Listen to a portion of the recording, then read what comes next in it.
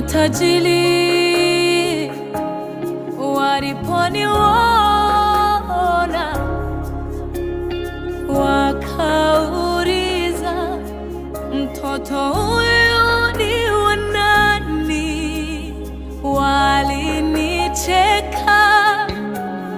nilichekelewa sana, nami nilikuwa naona walikuwa na sababu.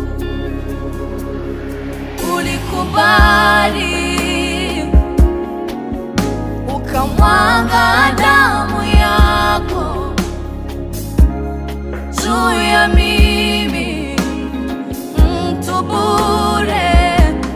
bure, mwanadamu mwenye dhambi.